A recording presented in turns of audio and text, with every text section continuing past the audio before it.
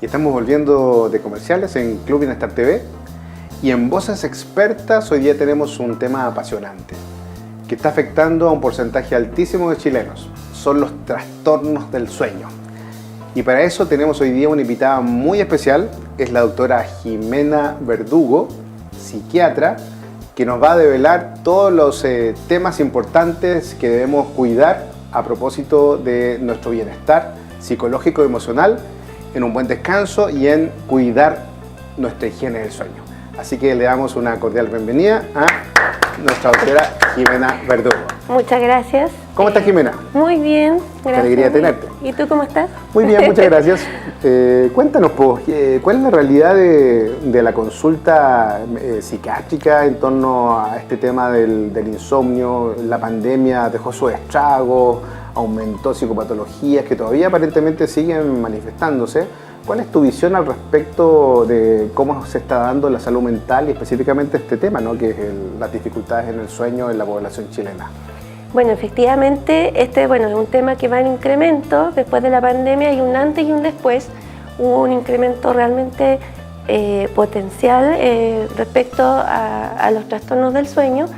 Los trastornos del sueño, pueden clasificarse primero como un síntoma aislado, ¿cierto? Puede presentarse así, o puede presentarse dentro de un cuadro, ¿ya? Y dentro de estos cuadros pueden tener varios orígenes. Podríamos ir como clasificándolo primero secundarios o primarios, ¿ya? Y secundario es secundario a, por ejemplo, trastornos del ánimo, ¿cierto? Toda la esfera como más psiquiátrica, o también tenemos la esfera más médica, de enfermedades médicas concomitantes, algunos que se deben a enfermedades neurológicas, ¿cierto? Como Alzheimer o trastorno,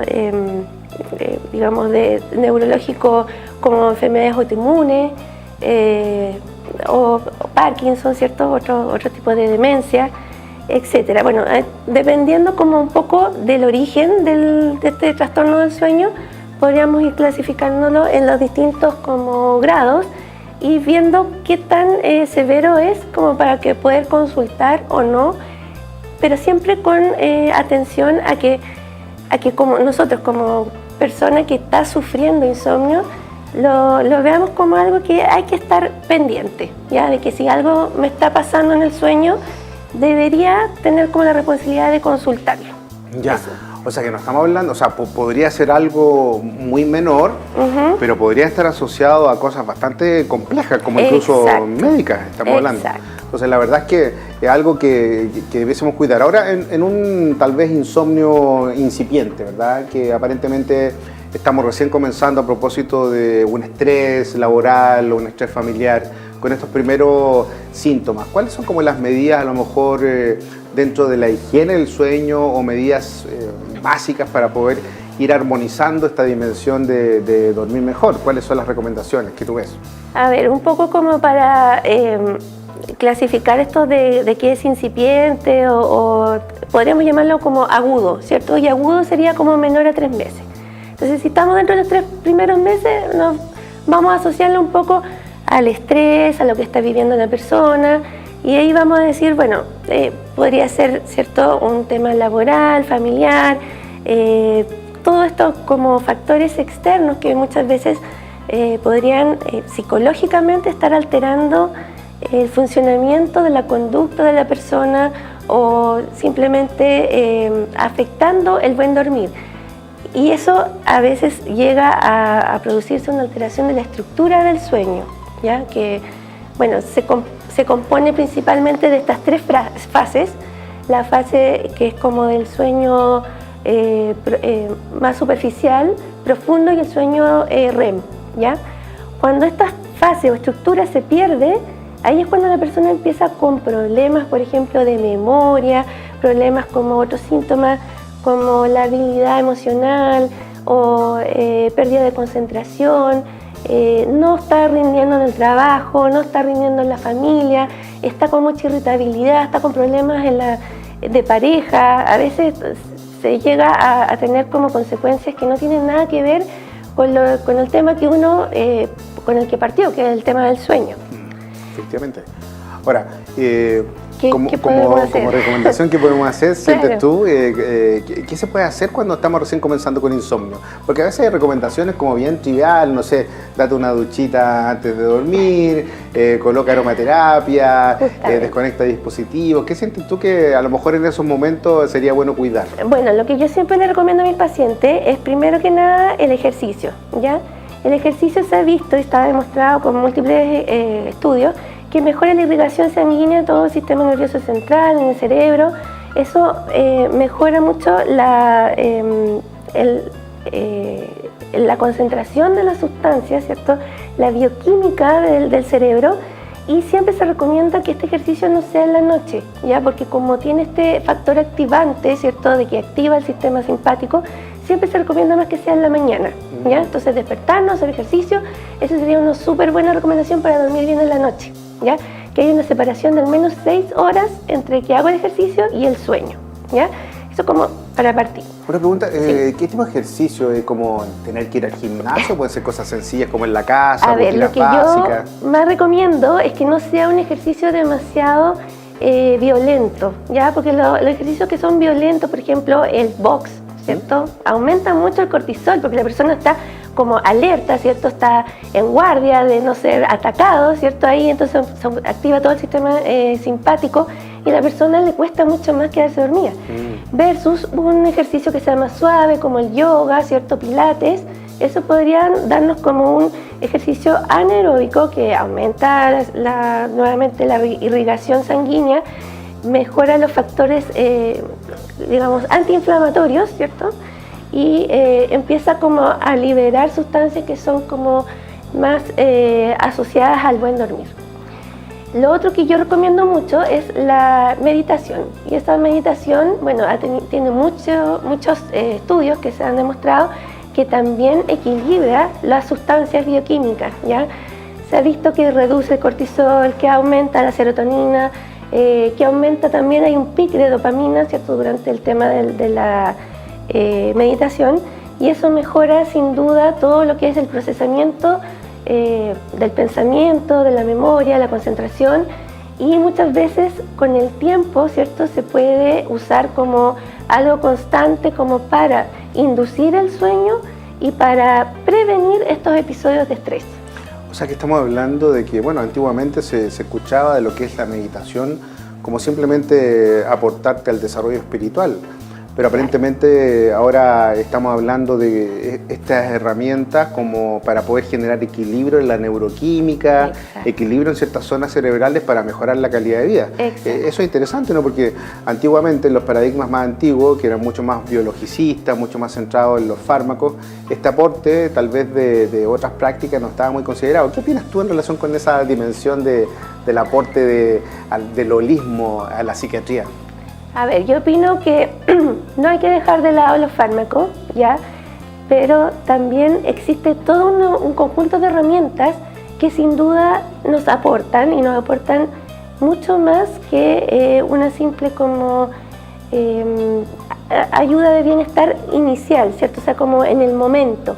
Si uno hace estas prácticas de manera constante puede prevenir el uso de fármacos, ¿ya? E incluso reducir las dosis de fármacos y finalmente sanar a la persona, ¿ya? O sea, no simplemente estamos hablando de un tema espiritual como poco material, sino que estamos hablando de función neuronal. Se ha visto que, por ejemplo, las neuronas se recuperan, las dendritas de las neuronas empiezan a crecer y eso se ha visto a nivel de biología, a nivel de los microscopios, ¿ya? Que empiezan a surgir nuevas dendritas, nuevas conexiones neuronales y nuevos circuitos neuronales. Entonces todo esto nos favorece, junto a una psicoterapia, más estas técnicas, ¿cierto?, a un desarrollo y una mejora de todo el sistema, ¿ya? Que es mucho más rápida que solamente utilizando una herramienta que son los fármacos. O sea, estamos hablando de que es súper importante la prevención y todas las herramientas de autocuidado, de prevención, y en donde aparecen todas estas dinámicas, ¿no? A veces Exacto. del uso del yoga, del uso de la meditación, del uso de la atención consciente. Exacto. Además de sumado claramente a la psicoterapia y al uso de la psiquiatría y la farmacología, porque a veces hay un mito en relación con esto, ¿no? Hay mitos respecto a los fármacos, dicen los remedios o los fármacos enferman. Claramente hay pacientes y claramente hay pacientes que requieren fármacos incluso toda la vida y que sin fármacos tal vez no pueden funcionar de manera armónica. Entonces, claramente el encuentro de estos dos mundos, el encuentro de la psiquiatría, de la farmacología, de la medicina, del aporte del bienestar, del autocuidado, pensando en un bienestar general de las personas que cada vez se impulsa más en Chile y claramente también hay déficit importante, sería como una salida.